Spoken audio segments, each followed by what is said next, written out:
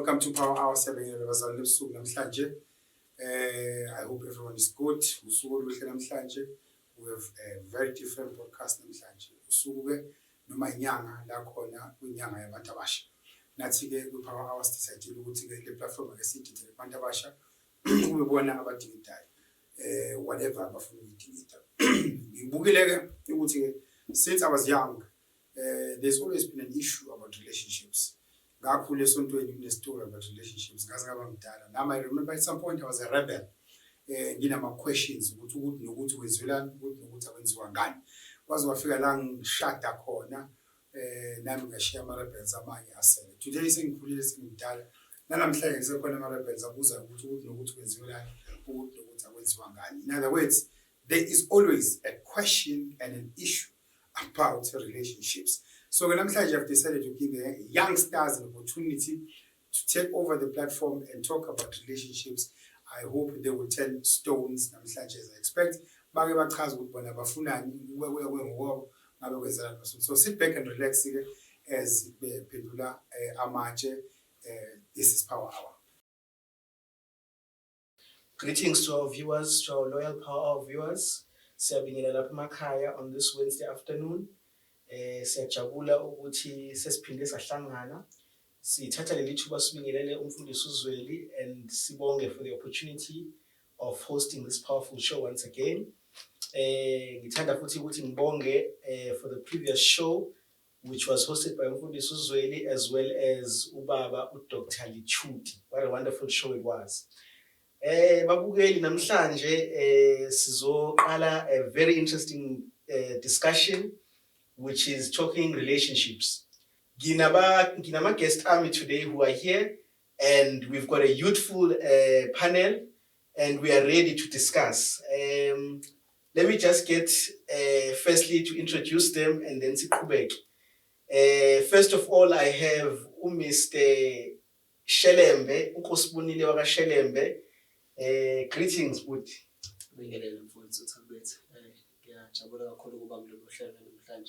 I feel honored namhlanje kuzwakala ukuthi amajazi ujijilela but I'm really happy to be here for Siyabonga kakhulu.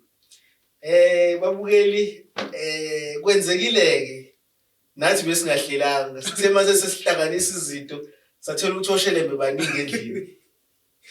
We also have ubhuti la uSifiso kaShelembe. Bhuti. Uyaphila? Ngiyaphila njani? Hayi siyaphila kakhulu.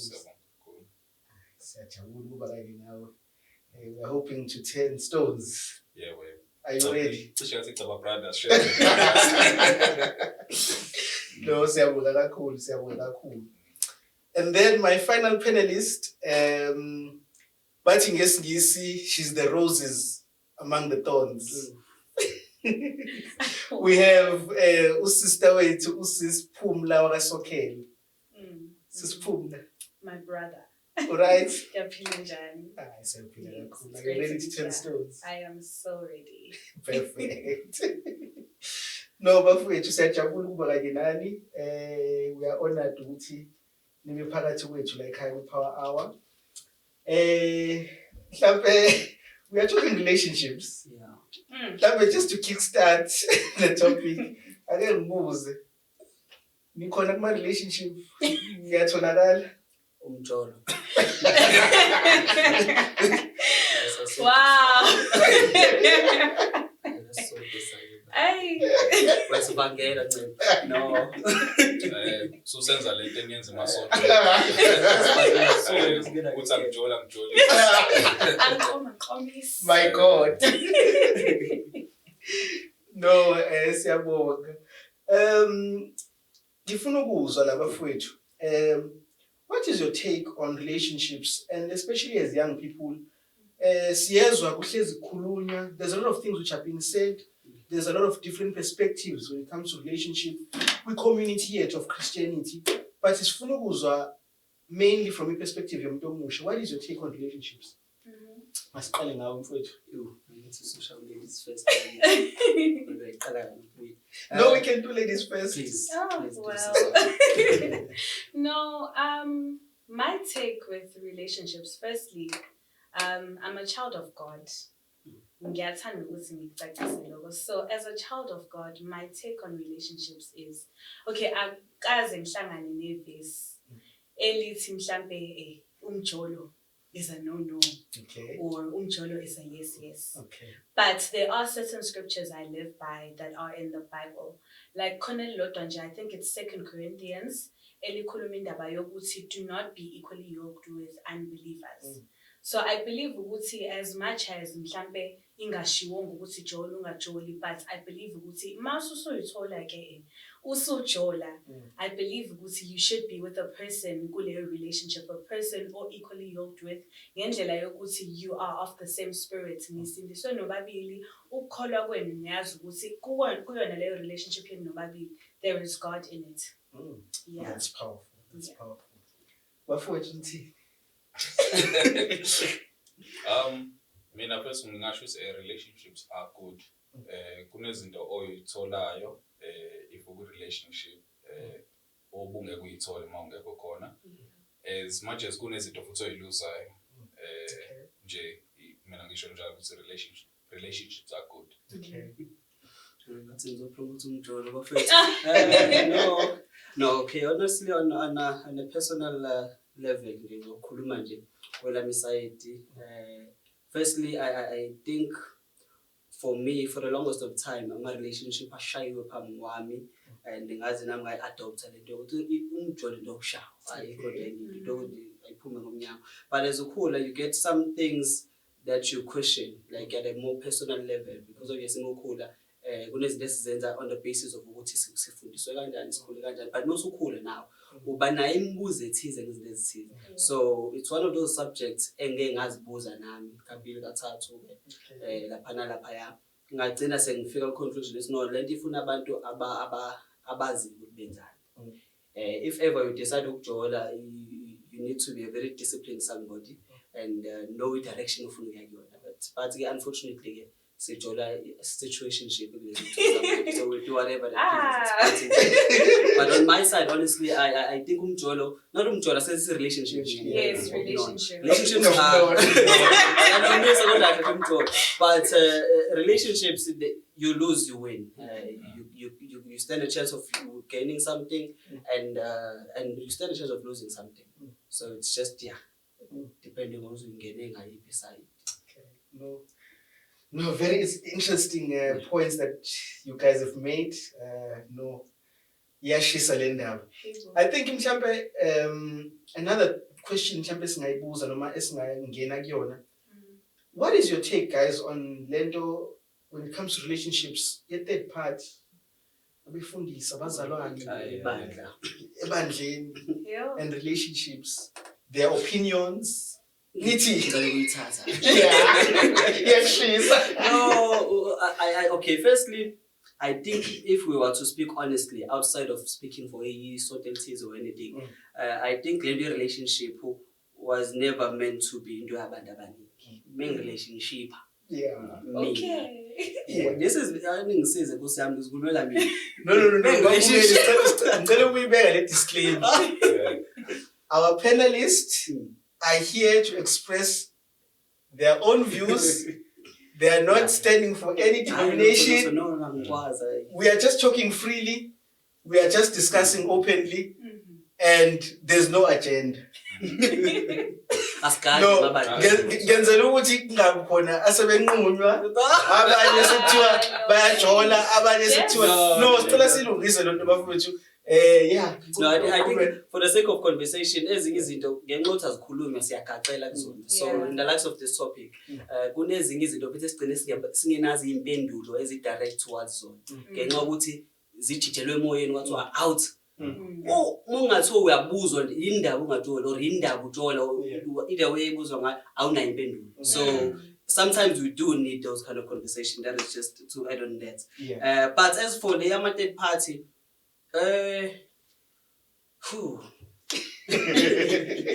if particularly kuthina njenganabazalwane, I don't think good relationships were supposed to be ukuthi zi-intrude abantu abebandla.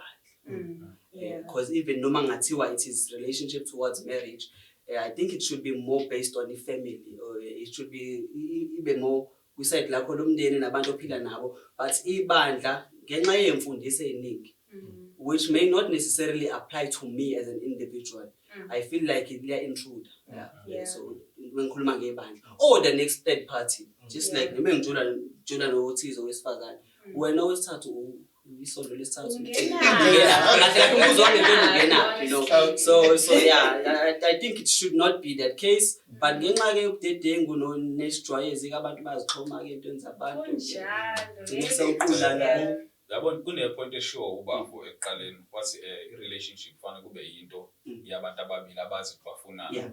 Yabo uthe ababili abazi bafunana, so mase kukhona umuntu wesithathu kuyenzeka ukuthi uzongena entweni angazi usinina nobabili nifunana direction yayo yabo, so thothi i-relationship yenu isiya kwi-direction engayona yabo, so nje sicela esitedelo sibe babili kunjalo because like I feel ukuthi when it comes to a third party coming into that relationship, it should be more of ukuthi we are going to seek guidance. I don't know if I sort of make sense when it comes to that. Hayi ukuthi manje wena third person usuzofika interject kwi-relationship yethu. Fana njengalento yabefundisi, hayi gabi, hayi bandlami. Kodwa uthola ukuthi nangu kumfundisi la usezo-interjecta, usezohlupha na umjolo esenginawo not umjolo but the relationship. Lizwakala limnandi. But uthola ukuthi usezo-interjecta kuleyo relationship that's going on.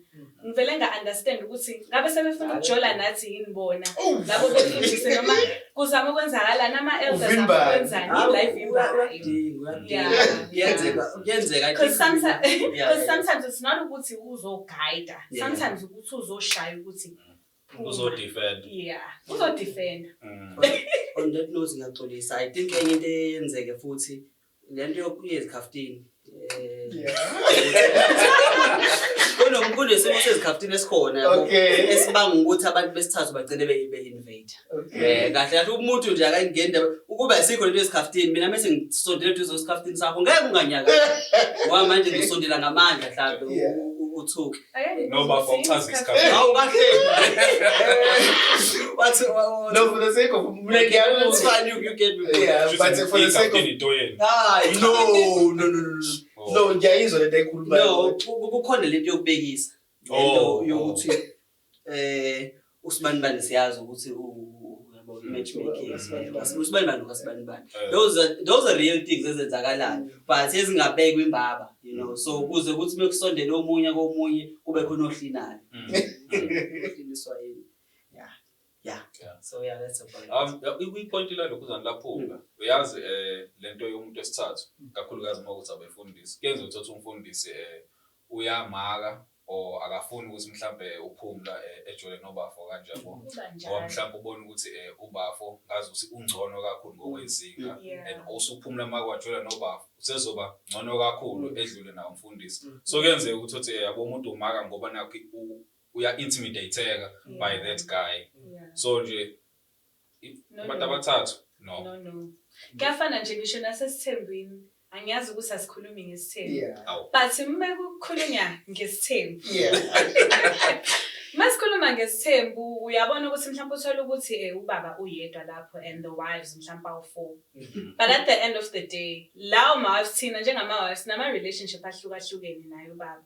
Hayi ukuthi it's basically a relationship of 5 people, it's basically a relationship between mina nobaba, and it so happens ukuthi khona omunye esisizana naye ekuhlalisane nobaba. So nje esithathu no thank you. Manje imission yayichitha ukuthi kuziwe imission nechitha ukuthi kumele ngigade phela kwakusho njalo imission yani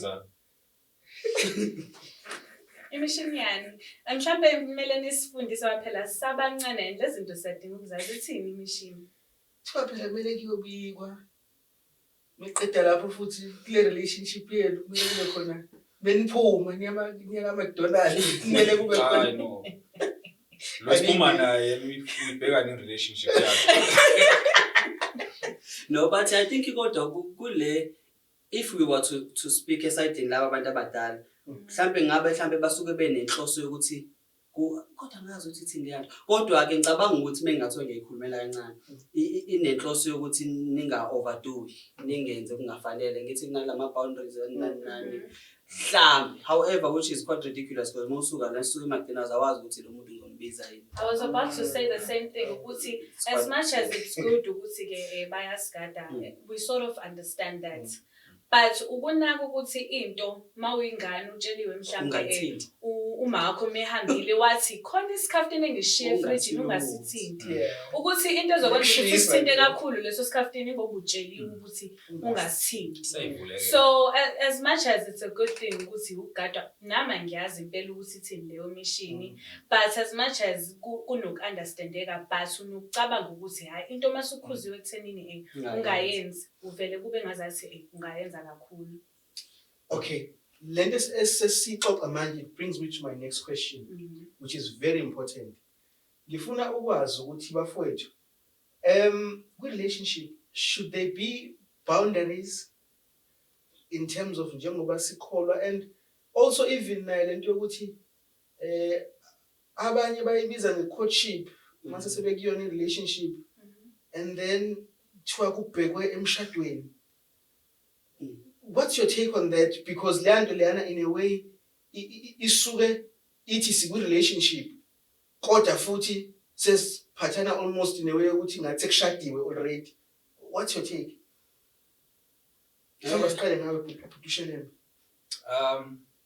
Okay, lento ye-relationship vele kubalulekile ukuthi if si-involve akuyona wazi ukuthi uyenzelani njengoba kade sishilo eqaleni kufanele ube ne-direction nazo sinifunani yabo. Kodwa futhi make ngathini sayenzela ukuthi siye emshadweni kuzokwenzeka ukuthi nami sengiveza njengo-husband alright yabo. So ugcina umuntu sengagcina umuntu ungasamazi ubiyena yena yabo. So kanti mawukuthi nje siku-relationship sigcina sazana uyayiveza nokuthi ubani umuntu, you get to understand umuntu loyo. Mawukuthi futhi udecide ukuthi udonse handbrake ukuthi ngiyaphuma la kuphumeke. Kanti uma ukuthi sesithi siyemshadweni manje so ngisawazi ngisho ukuphuma lapho yabo. Mawuthi sijithana sengazothi siyicouple sekwazi ngisho abefundi sekwazi ngisho enkonzweni ukuthi mina noPhumla yabo esilungela umshado. Mawuthi ngidecide ukuthi ayi ngeke uPhumla hayi akanakhanda lo muntu. Angisakwazi ngisho No ngiyamazi phela. Benze example yabo.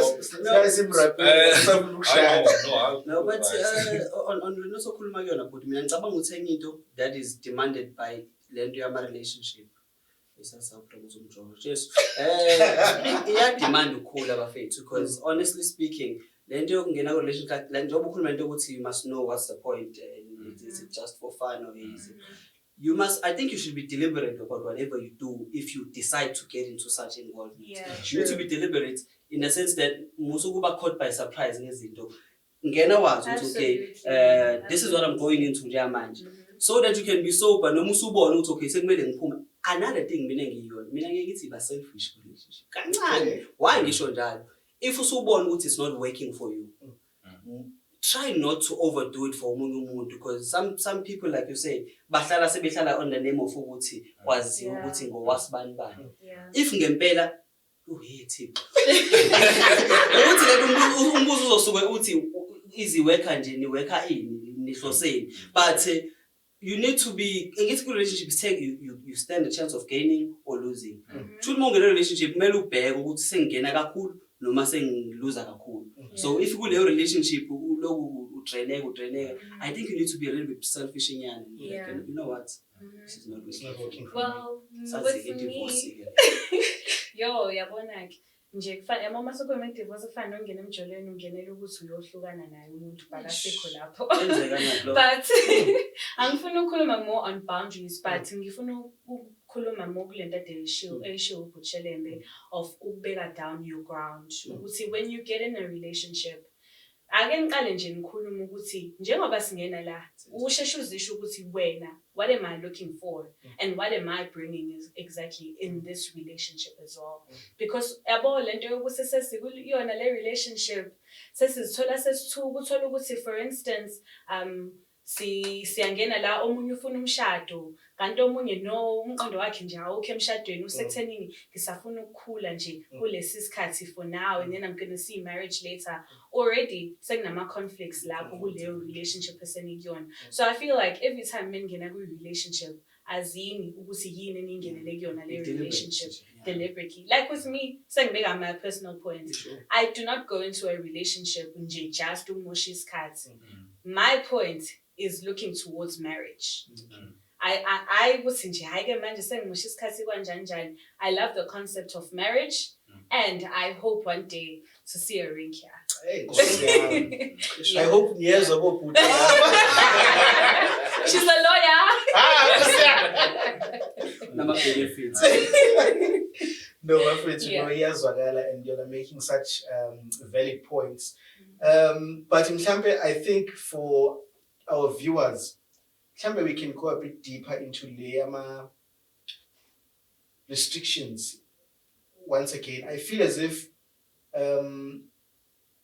umfowethu Nkosibonile alluded noma uthintile kancane kuleli phuzu lokuthi be a bit selfish and think ukuthi what am I gaining kule relationship.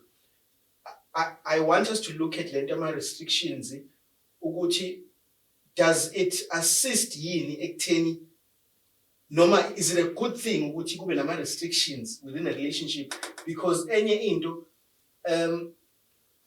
i-concept noma lento esijwayele ukutshelwa izinto esijwayele ukutshelwa zona esontweni nezifundiso esinikezwayo they are restrictive ngenxa yokuthi basaba ukuthi kuzogcina sekune issue ukuthi ubrother noma usister uhopa from this guy to that guy to that guy to that guy. So I want to know ukuthi nina how do you all view leyo nto leyo yokuthi ama restrictions and what could it lead to? Yeah. I'm not sure really like what kind of restrictions, but one thing I can say so as to defend abasebalhamba leli vangeli kakhulu nathi. I feel like such restrictions they have on us are sort of to like protect us to a certain extent.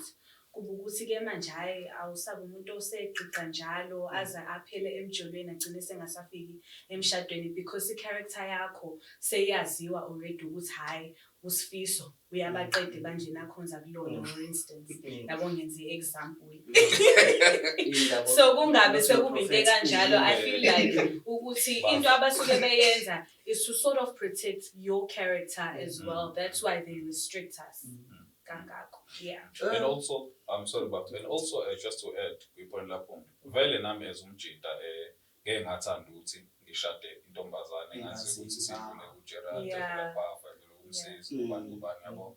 So one allow my restrictions ayasiza eintweni njengalezo yabo. No, I don't know. Ngicela ukukhuluma into ngathi ihlukile ke mina. Kunalento le mina ngiyinoticeile for some time now. Mina ngi church boy kulele kerke ngithu. Yazi ukuthi what I did pick up ukuthi there's a world beneath the world display wayo kerke. Yeah. Kunomhlaba ongathi mawuvulele kamehlo ngathi usuvuleka ngazozomehlo kamoya noma wenyama yini. Ubone izinto ezenzakala ekerke. You can sometimes say no lama restrictions bazama ukusave us in a way ngoba there is a world bethu mina kunezinto engizidiscoveration late ukuthi kunabantu abanesibindi sokuma epulpit kodwa be active ngendlela exakile in the church. By active I mean sexually perhaps not just nje ukuthi entertaining kunabantu abanesibindi esinjenganaleso. So you do need abo skakhana bazofika bathi utetela ubusha because kungagcine sekusikampunzi enze mina although kukhona lo mhlaba ongaphansi. Trust me guys, kunezinto eziye zenzeke bethu ukuthi uma usuzizwa hayi bukanjani bese sithi hosana kanti khona ucimile hosana kanti khona abacimelana. So there is that world below umhlaba eswaziyo. So they're basically protecting us from they try, like, at least they try ukuthi phela nathi ke mase seseyibuka kuvele nje kube ngazathi ayeke benza kakhulu phela nathi siyekele nathi sike sithi ukufunda nathi ngokuyibonela kwethu fana nomzali nje umzali when they reprimand you from doing certain things. As I also understand amasumdala. It's the same thing here ebandleni as well, the way things are. Ngiyanizwa, and perspective yenu, it's sort of saying it's in a good light ukuthi kube nalawo yes, to a certain extent. Ngiyanizwa, but also futhi niveze on the other side ukuthi khona lento yokuthi kwi-relationship there's a win and a lose. So kahle kahle njengoba ngibuza lo mbuzo ama-restrictions, bengifuna ukuzwa ukuthi nizothini, because lento ya win and lose ithi don't put anything restrictive. Angazi noma mhlambe niyangizwa la ngikhuluma khona. No, I understand. Win and lose uchaza ukuthi go all out, and then the outcome uzodiscover ngaphambili ukuthi lento eyenzakalayo is it a win or a lose. Yabo, so you can't put restrictions kuyinto ukuthi awuyazi ukuthi izokuthatha ikisephi. I feel like so sorry to interject. But ukusho nje kancane kuleyo first part osakhuluma ngayo. I feel like when you get in a relationship, suke sekuyinkinga when you masusuwenza into ongasiyona wena. I feel like you should be yourself when you get in a relationship, because ubudlelwane ufana nokuba nomngane, kumele ukhululeke nje when you are in that friendship or in that relationship. Kungabi ke manje sekuba ukuthi usukhipha kakhulu or usuba selfish kakhulu. Just be yourself, and lo muntu osuku kuyi relationship naye nizozwana kahle kube mnandi. But yeah, no, let me just close it there. Asike sizame ukumema ivesi kancane. When we look at the concepts according to Genesis, le yokulethwa kowesifazane kowesilisa. Owesilisa mesiyibheka kuye kuvele ngathi uAdam was okay, you know. Adam was fine. He was just busy elungisa ilokhozi insimu, and then God saw a need ukuthi kulethwe umuntu wesifazane. In that story, mina ngithatha lento yokuthi you can't be incomplete and expect the next person to complete you in a relationship. You know, you need to be in a way developed to a certain extent. Ukuthi uyazi ukuthi mekufika lo muntu ozofika manje akazi awulindele ukuthi yena uzocomplete really. Une hope ukuthi nihlanganise into entsha nizo give better to something that was not existing. But uzocomplete nje. But I want to say kuyingozi kodwa lokho mina. Ngifika kuyingozi ukuthi ulindele umuntu ukuthi uzocomplete. Umbuzo ukuthi what happens when this person that bowe njani before afike should when ubuhamba uhalf. Not ukuthi No, I completely understand lento ichazayo ukuthi ube umuntu obusy kanjani. And it was functioning completely. But ukuthi ivesi I'm not so good with it. Lento esuke isho exactly, but uvela thinali ithambo lamathambo amanye usho njalo. So automatically useyazi ukuthi this is his person. So I feel like ukuthi as much as it's kind of dangerous, but I feel like lo muntu wesilisa usuke ezocomplete. Lo sifazane uzocomplete owesilisa. No, siyacompletana. Basically, I ngisebenzisa le gama lokuthi siyacomplementana. Okay. Don't you mean yes, compatibility? Yes.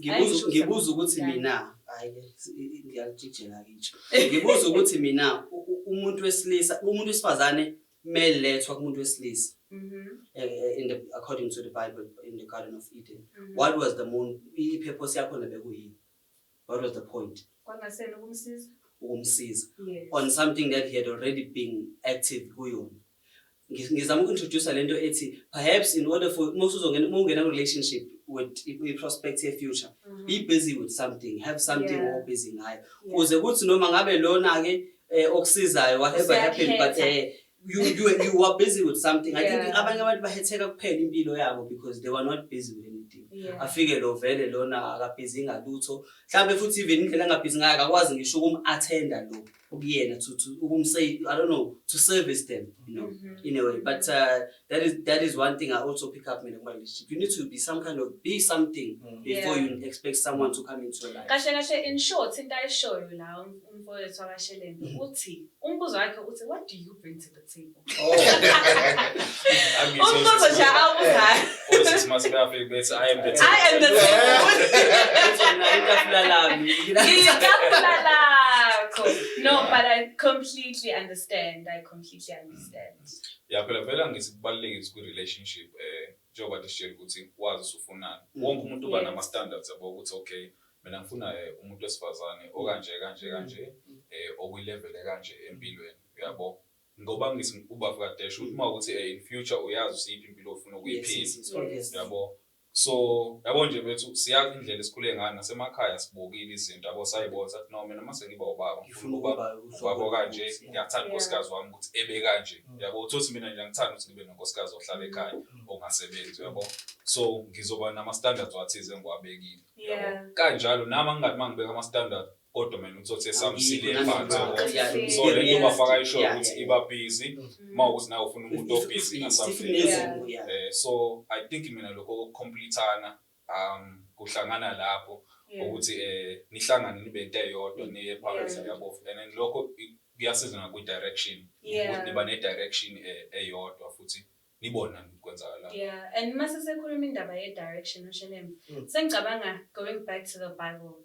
I'm not going to say it exactly as it is. I'm going to paraphrase. Okay. But I think it says something around the lines of ukuthi a bad character corrupts good morals. So I believe ukuthi like when you're in a relationship, akubukuthi ke ugisana phambili. It's even with friendships as well. If in a friendship lo okuyona ayikho indlela enikhulisana ngayo, just drop that friendship because it's dragging you back. Yabo, I feel like asikho isidingo sokuthi ke manje I feel like enye ke into mhlawumbe sibuye sibe nayo kuma relationships. We hold on to them mhlawumbe for the sake of ukuthi siyasaba ukuba sodwa. Going back to lento yokuthi upheleliswa mase usunomuntu and like you're incomplete with that lo muntu mayengekho uyabona. So I feel like ukuthi kumele kube ukuthi singena siyazazi singena nje lapho siyazi ukuthi sokhulisana and we're going forward. Ingabe ukuthi when you look back to that friendship or relationship you have a sense of regret more than anything ukuthi yo ngaze ngawumosha 5 years wami, yo ngaze ngawumosha 6 years wami. It's very very important ukuthi nje kube ukuthi siyakhulisana in the relationships that we have. It's actually something mina I do even with the friends that I have. Ukuthi the friendships that I have akube ukuthi they groom me, ayangikhulisa. Have a person who brings you closer to God. Ngiqala I mentioned indaba yokuthi be equally yoked with a person. I'm not specifically talking about relationships, but I'm talking exactly indaba yama friendships, abantwana bebandleni outside in the community, in the workplace. Nje akube ukuthi you are equally yoked with those people. I'm not saying ukuthi singazwani nabantu bezwe. It's very important ukuthi sizwane nabo sesobalethe Jeswini. But akube ukuthi ke i-friendship okuyona niyakhulisana niyaphambili. Uyazi nje umfundisi wami wathi ngenye into wathi kuyona yonke into ongena kuyona kufanele wazi ukuthi yini ozoyithola kuyona. Exactly. Ungenelani kuyona yabo. So ne relationship kufanele wazi ukuthi le relationship ngingenelani kuyona yabo, yini engizoyithola kuyona, ngizotholani kuyona yabo. So and I think also if uma uyibuze lo mbuzo futhi wabheka lezo zinto ngisho kuthiwa into ayisasebenzanga but awulimali kakhulu yabo. Ngoba uba nezinto wazi ukuthi no but ngikufundile ukuthi yabo now I know ukuthi how to attend in certain situation. Uzazi nje and loving yourself. It's very important mawungena kuleyo relationship. Ungafika ufuna ukuzothandwa kanti wena you don't love yourself. That's another story. Guys, ngifuna ukubuza la. Usufuna ukuthi wena unakuthi come on. Hey le mbuzi futhi. My levels. Yeah. Ngifuna ukubuza labafowethu.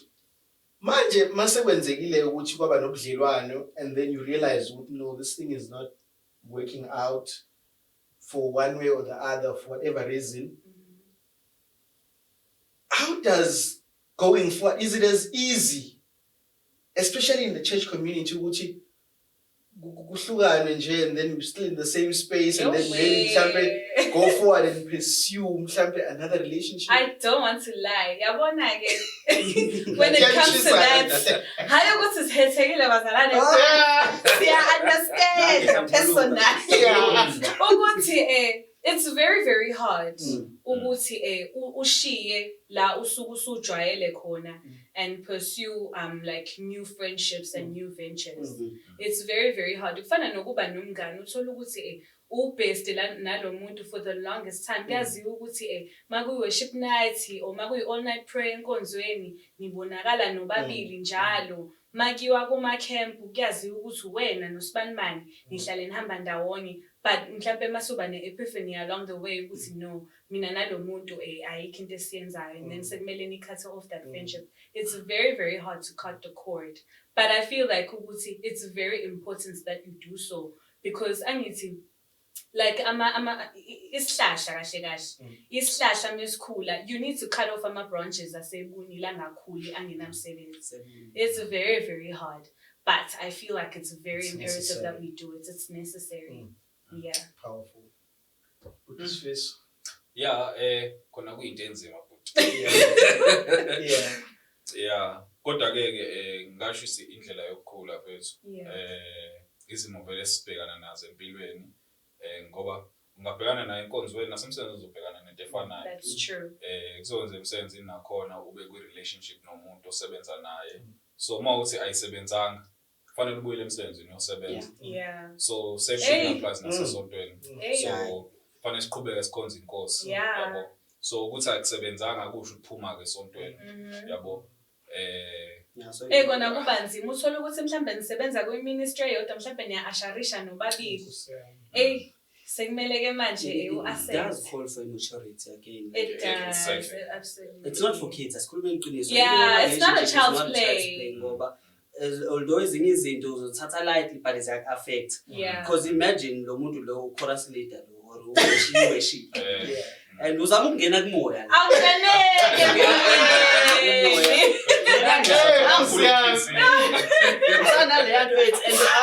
And some people get bitter, by the way. Yeah. True. They want baba ne revenge abafuna ukuyenza. In one way or the other, it's not comfortable. I think that's one of those dangerous things as bangabantu abadala balokubezama ukusivina. Yeah, true. Siphatheni kahle because ekugcineni nizophila kanjani. Slow down. And bese nibhizi kakhulu. You know where the danger is. So nalethi yokuba busy endaweni eyodwa kodwa ngisho ukuthi ngithini kodwa nje naleyo loku now uyaziqedela nje umhlaba wokuphila sometimes. Bese uhlukene nomuntu sekumele umbone. Inzima nje leyo nto. It's quite difficult. Fanele uxhawule yena sonto. Kumele umxhawule. Well, at least ke ngoba forgiveness kumele umxolele ke manje ukuthi ukonile kodwa No, yabona ukhuluma about indaba ye maturity. It's very very important. Bazalwane nani babukele emakhaya. Kuthi nje ayengimncane on a Wednesday evening ukuthi musungene emjolweni or kuma relationships ungene ngezinzipho ungene ngezinyawo uhetheke masuphuma lapho. It calls for maturity because let's look at indaba for instance uthola ukuthi you and I Gerald were in a relationship. Uthola ukuthi this coming Sunday usuyaphakanyiswa and mina ngisabhisa with uyacabanga ukuthi ngamane kubizwa ama paramedic ke mase kuphakanyiswa wena kumele kubizwa ama bounce enkonzweni because siyakwazi ukuthi hayi phela wawiphusha no Gerald na Phumla le isikhathi esithi. So it calls for maturity ukuze uzokwazi ukuthi nawe ube naleyo acceptance leyo ukuthi life does go on and you do meet new people. Bazalwane, we are very young. We are very very young and impilo inde impilo. Let's not say life is short, but kubalekile to just ukwenza ama decisions abalekile njengokuthi uaccept nje kulula kubuhle have maturity. Yazi sisi enye into ke ekhona nalento ye reputation. You need to fight for your own reputation ngempela umuntu because funa ngagcine sekwaziwa ukuthi lo kalona lo waso.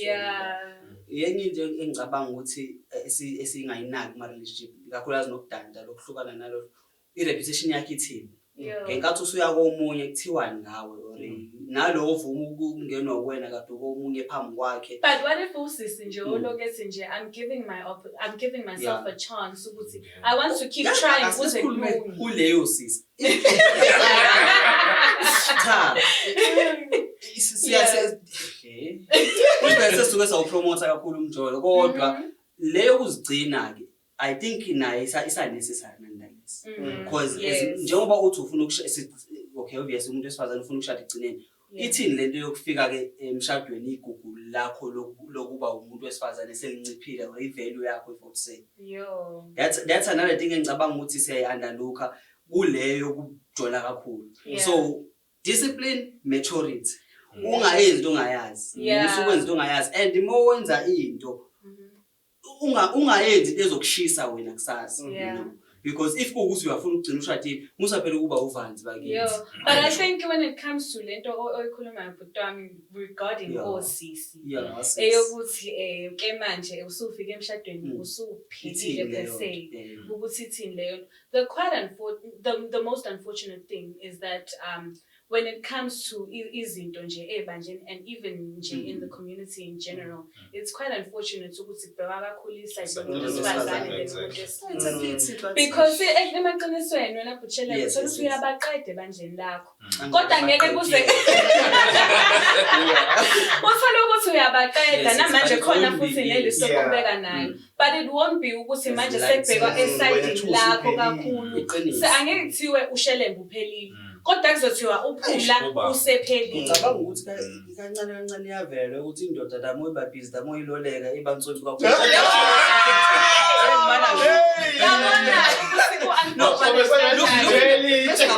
Just to support it lapho yabo that nama ngicabanga bafo yabo I know ukuthi kubuke ejwayeleke ukuthi kuthiwe umuntu esimama yabo igogo alisekho kanjani but also nakumuntu esimama uyathanda ukuthi naye ebe no husband ohloniphekile yabo azi ukuthi owami yabo exactly yabo because yabo uma ukuthi bese udlule kubantu nawo mhlawumbe lethe aba u6 esontweni yabo nawo khona insuku la angizoyithemba khona yabo ngisho ekhonjweni encane ukuzithemba kwakhe uma ubingelela nomunye usisa akasazi noma senibuyelana ke manje so as much as ngawukuthi mhlawumbe thina sinayo into ekuthiwa ivalekile noma iphelile noma kanjani kodwa kukhona ngicabanga ukuthi iya kule yami ukuthi i-reputation yakhe consideration yawo njengomuntu because nami njengomuntu wesilisa angifuni ngempela ugcine sengikhonjwa ukuthi ubuye wajoja lapha and it's a pity because indlela esikhuluma ngayo siyenze ngazothi illegal lento outside of marriage kodwa kangisho ukuthi ngithini but no umuntu kumele abe disciplined bafethu kumele abe disciplined umuntu ayazi into ayenzayo and ingangena into ezokufaka enkulumeni kusasa ukuthi inkinga ke thina amantombazane or us ladies ave sketch siyakhetha akusiyona into iyosisi nje ezweni kuphela kwathina esindisiwe ave sikhetha like I mentioned earlier ukuthi mina I'm a person looking towards marriage but uthola ukuthi ke manje ususi osebheke emshadweni kwamfana noma imupho oqhamukayo kwena usumona ukuthi uno potential uyakhetha instantly kanti awazi ukuthi uzohetheka. So that's the unfortunate thing and I think it's very important to sizazi when we get in such absolutely. Yeah. No, very interesting.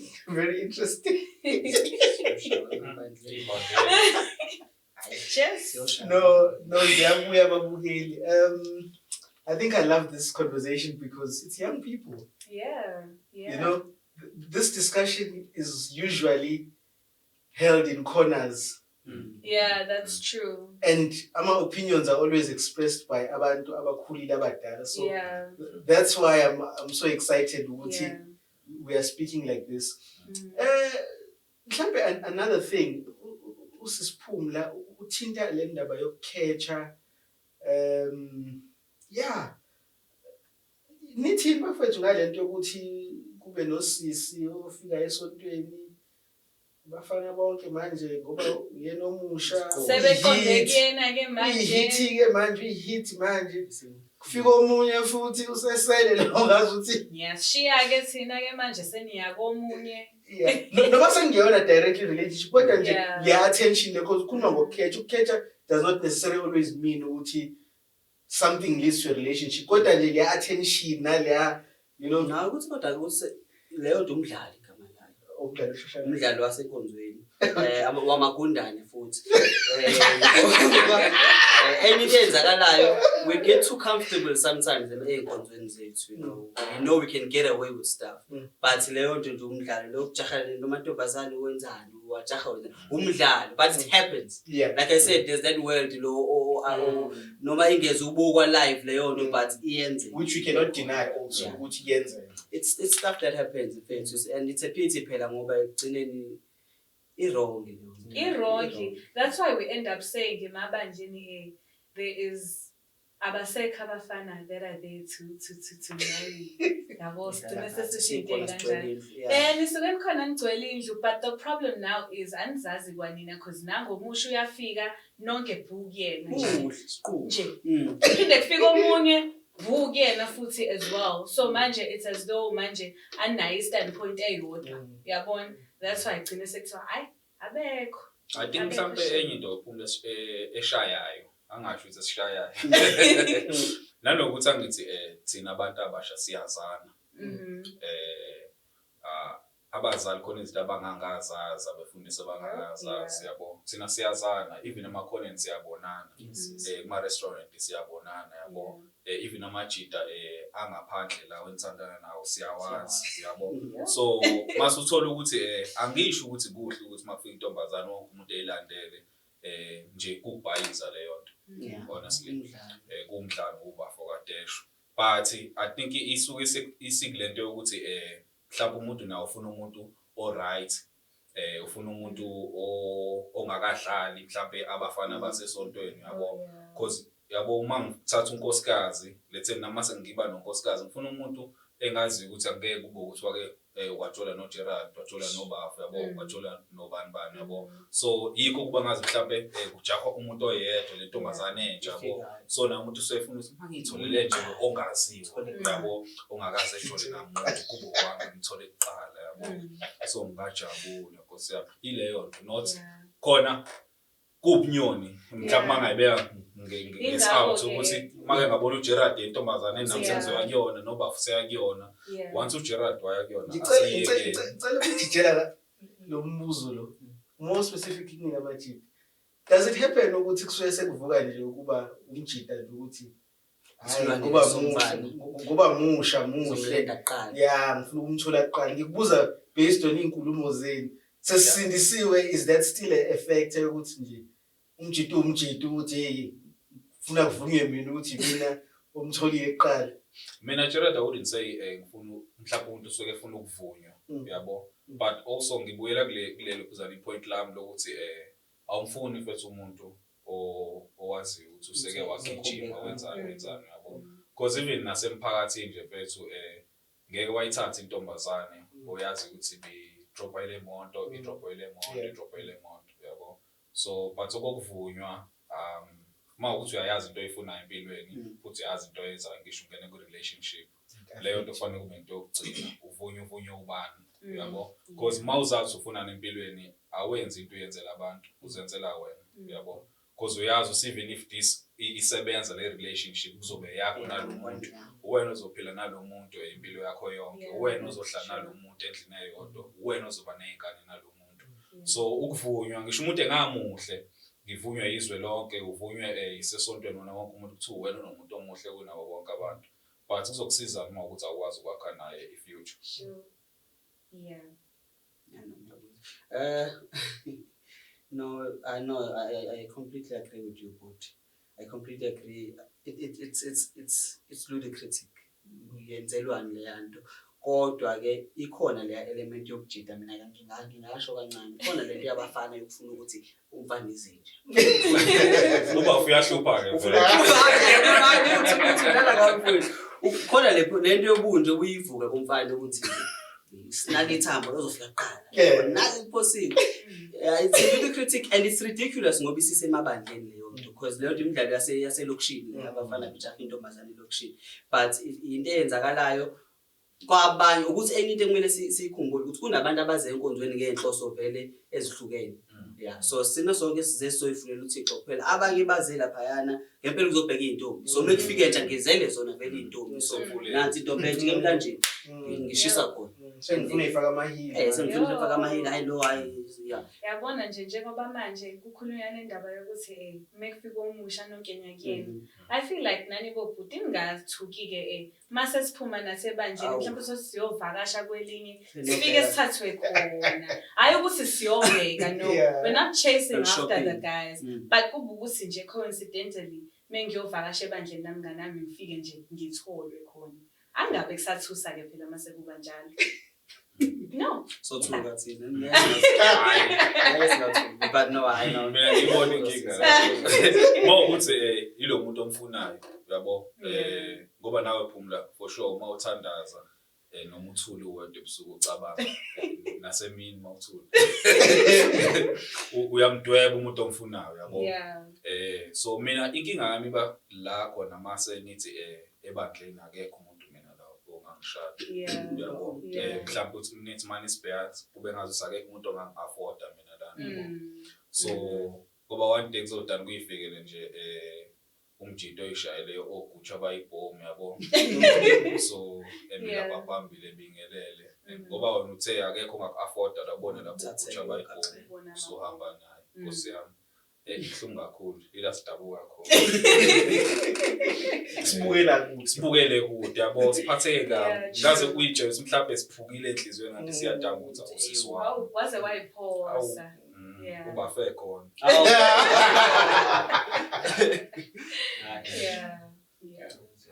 No, it's so unfortunate guys ukuthi these realities esikhuluma ngazo la izinto ezenzakalayo.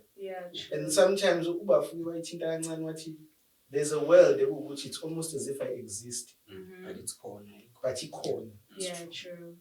Ikhona. It's so unfortunate ukuthi there's so many things ezenzakalayo but we ignore or ezinye we tend ukuthi sizibuye ukuthi zenzeka ngale ndlela sibe sazi ukuthi kwenzeka ngenye indlela and we don't address them.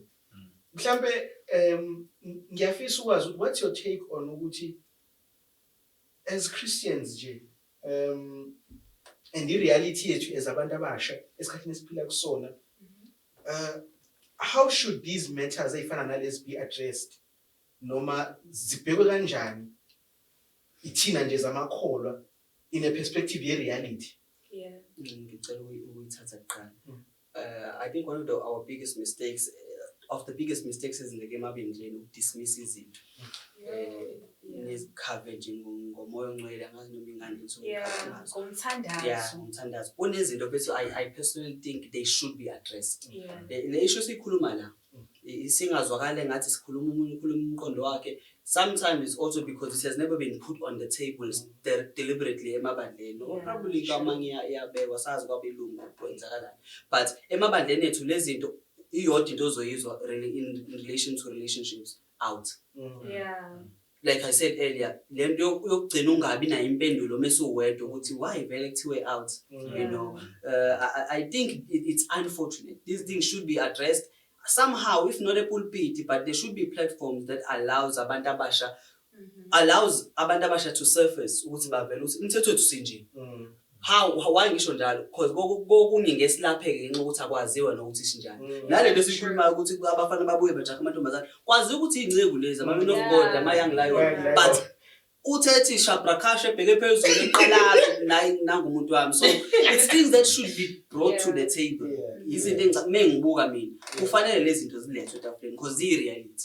It's our reality. Ekuyothi bese sibadala nathi senze ngathi asazi ukuthi zikhona but siyazi ziyenzeka mase ushadile usuphathe ngathi awazi kade gijinga namantombazane ngamanje phambi kwakho. So it should I say it should be taken out of lo mgodi efika kuyona bekwe phezulu kwetafula discuss ikhulunywe iattend uma ukuthi into edinga uattend. Or ibe ku directions this is how it should be or not true.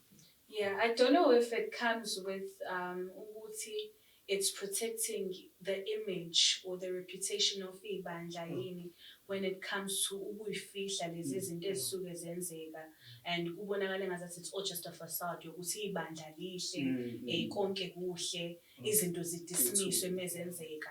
I don't know, but I do agree with Shelembe when he says ukuthi izinto ekanje ziyenzeka emabandleni ukuthi sekwaba ukuthi sesikhuluma kakhulu indaba yokuthi thandaza funda izwi kuphele lapho, but the reality of things is that such things they should be addressed. Such things should be addressed. Angazi mhlambe kwamanye amabandla zingako-addresswa. Mina la ngikhonza khona kuba khona ukuzama ukuthi zi-addresswe. Yes, kube khona ama-programs whereby siyabizelwa eceleni khona and we discuss certain things. And into esengiyinakile kakhulu njengoba manje leli bandla engikhonza kulona liya kuyona leyo nto. Laba abadala baba nako ukukhubeka ekuthenini awu sekulahlwa ivangeli manje sesihamba ngezwe. But the truth of the matter is that we are trying to reach or we're trying rather to speak about lezi zinto eseyifihliwe kangaka. Kungabe ukuthi umuntu useyafa manje ke usizo lukhona ebandleni, because here's the thing, usizo mesingathola ebandleni sohamba solifuna ngaphandle. So it's best mawukuthi emabandleni lezi zinto ziya-address.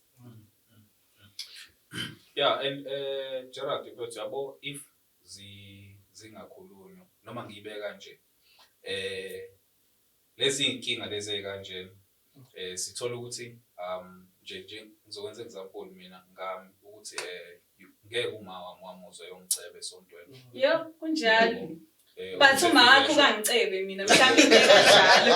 Athe umbone nomfana kodwa yena usifisa kacebe. Mina ngeke ngicebe kodwa make ngenze nje ngami ukuthi yenzeke kamakhelwane inkinga. Then usuzozwa umzali wami esemaphambili yabo esese bayajola kanjani mhlambe omunye uthi makukhulela ingane yakhe akazosho lutho ukukhulelwa kwengane yakhe yabo, but makukhulelwe ezabanye yabo ekhulume. So lezinto ukuthi zikhulume kuzosiza and kuyasiza also yabo, kungagcini ukuthi kuyavuthwa ngazo yabo, because I think nje ifana nalento njengakho kusindiswa khona abantu abasindiswa ngokushawa uvalo yabo, ukuthi kwathiwa mangasindiswa esihofweni uzofa basindiswa abantu bengazi ukuthi bangena kwini, basindiswa abantu bengazi ukuthi uJesu ubani yabo, basindiswa abantu bengaqondi ukuthi lento abangena kuyona ipowerful kangakanani izobasiza kephi yabo. So nala emjolweni into efanayo no nala kule topic esikhuluma ngayo you find ukuthi kuyashawa nje kuyashawa yabo, but ayibekwa nje etafuleni kuthiwa akukhulunywe ngayo yabo ukuze understand kwenza ukuthi nongenile kuyona azi usungena kwini mayilimala azi ukuthi uyilimaza yena mawuthi uyilimaza yena. Yeah, I feel like yabo nje lento ayishoyo ubhuti Sifiso is very very important that we know ukuthi yazi ebandleni, going back to lento ebengisho ukuthi sigcina usizo sesolifuna ngaphandle singasalifuni la ngaphakathi. Ibalekile lento yokuthi it's very hard ebandleni to sort of find umama ozokhuluma naye ke to just seek guidance on certain things, because uzokufikela nge-concept yokuthi hey walahla ivangeli. Khona umuntu usesiwami wayengitshela uthi wahamba eyohlambuluka omunye umama. Ngifuna ukukhuluma ngayo. Hawu uyathola mntana. Waqine ngasizakalanga. Yeah. No, yabo nje bengifuna ukukhuluma ngayo impela le eyokuhlambuluka ukuthi kwakuhlambuluka ebandleni wagcina nini ukuzwa kuthiwa sekuyahlambuluka. Manje ebandleni uthola ukuthi abahlambulukayo yibona laba abadala behlambuluka kubona laba abadala, but thina esibancane sesithula isithenya manje into sesizisife nayo ngiqhamuke nesisu ngoba mengikhuluma nawe ngizohlambuluka kwena already you have i-judgment osonayo njengomuntu omdala instead of ukuthi ungisize. Kona it's quite unfortunate ukuthi abadala kunzima ukuthi bashintshe or ba-understand, not to bashintshe but ba-understand our perspective. Nathi thina sibancane sekusale sekuba nzima-ke manje ukuthi siyokhuluma nabo and nokuthi sithi meet them halfway as well. Sifunda ekuthekeni Nkosi yami. Yabo nje bengagwemeka but ke sengihethekile ngoba angikwazi ukuthi ngiyosika i-guidance. Yayibona leyo nto. And abantu abanye make bahetheka bayaphuma ngisho ebandleni, that's true. Abanye bephume ngisho ekukholweni, that's true, because nje yabo kunabantu esibazi ukuthi umuntu mhlambe omunye ayikholwa kahle ngokwa ngokwamehlo Yeah. ususekholwa kahle yabo umuntu efakaza kwamjola Yeah. kujolisa yabo make washayeka umuntu mhlambe kakodwa nje yabo mhlambe ekhulelwe ngenze example Yeah. thothi uyaphuma nje akaphinde ebuye enkonzweni yabo. Yeah. So it's very important ukuthi lezi zinto sikhulume Yeah. saziwe abantu bazi ukuthi izinto ezenzakalayo Yeah. Kudilwe. Kudilwe nazo because yabo esakhuluma ngalento leyo ukuthi abanye bayaphuma ebandleni yazi bazalane umphefumulo ave ubiza umphefumulo nje womuntu ave ubiza ngisengibuyele eBhayibhelini kancane khona laphayana kuEzekiel la uNkulunkulu ekhuluma ngayo Ezekiel ethi ngiyokunikeza lamazwi ukuthi uhambe uyowasho uzofike usho exactly what I say to you and if you do not say it those people, I will hold you accountable for those people. So it's very important ukuthi at least siyazama ukukhuluma nabo labantu we make them understand sibagcine khona ebandleni. The truth of the matter bazalwane is that we are all not perfect. Akekho umuntu ongazathi perfect kakhulu kunomunye. Yazi ungathola ukuthi wena lo muntu ombuka evutha kakhulu o umshumayeli thizeni oshumayelayo lapha phambili ovutha kakhulu ungathola ukuthi impilo yena akayiphilayo ngaphandle kwale oyibonayo mess ongakazi understand wishi ongakazi uyibone. So it's very important that izinto noma sesizenza eziyimesi kanje ama imperfections esiwenzayo kube ukuthi at the end of the day siyagcina nakhona la ebandleni silungisane khona. No, guys, thank you so much for those wonderful views. I think we've learned a lot, and certainly this topic is much more bigger. There's a lot of things that hopefully this discussion here I would like to give you all a few minutes just to give your closing remarks and what you think of and whatever is in your mind. Let's start with the lovely lady. Ladies first, I guess.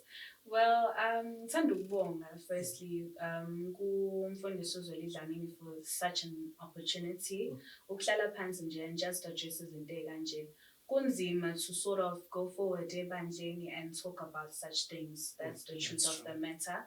And I feel like ukuthi umsebenzi usangenziwe ebandleni ukuze sizoqhubeka sihambe in righteousness as well and sihambe ngendlela ekuyiyona yona ngokuthi sifundiswe emabandleni about relationships and the way life is. So thank you so much for such a wonderful platform.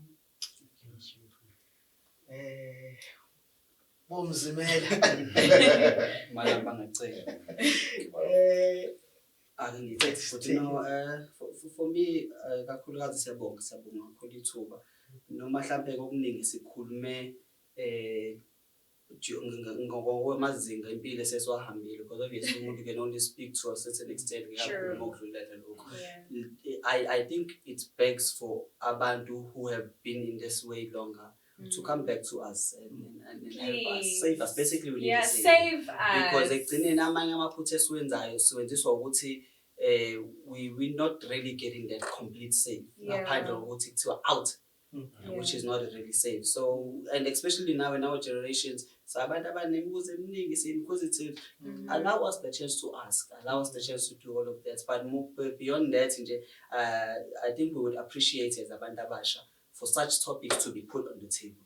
Head on, deal with them. Kube ukuthi ngesamahlo amadlebe kasilale kodwa kodile nazo izinto kanje siyabonga kakhulu. No, siyabonga kakhulu baba. Siyabonga kakhulu nakumfundisi uZwelidlamini usinikeza ithuba nakuwena Gerald. Brother Gerald. Sengiqala nje engingakusho ukuthi ngisho emasontweni bengamemeza kanjani bethini but kunezinto esaziyo njengokuthi kunezinto esizibonile kubazali bethu kunezindlela esikhule ngazo kunezinto esizibonile obaba bethu bezenza noma bethu bezenza mhlambe mangabe kanjalo lezo zinto zasasenza sanendlela nathi sisifisa ukuthi impilo siphile ngayo ngana ama standards engiwabeka ukuthi mina ngifuna kokwami kube kanje kanje kanje. So I think nje ngalawo mazi kubalulekile ukuthi nasemabandleni bethatha isikhathi behlale phansi lento beyibheke beyibuke futhi besilalele ukuthi sithini yabo ngoba okunye it's not just ukuthi sifuna ukudata just for fun but kunezinto ezizama ukuthi siyibalekele yabo empilweni ngoba phela ikusasa nali sifuna ukuba obaba sibe nezingane sibe nemisi ngiyabonga kakhulu. Thank you so much guys. Babukeli, we've had a lovely show. I hope khona nikuzuzile. Please do express your views, and just communicate what you think from this topic, from the views expressed by our panelists. And thank you so much. Siyathanda ukuthi sibonge kakhulu nakumfundisi uZweli Dlamini, sibonge nakwisiba 760 crew. Thank you so much. Good night guys. Thank you so much.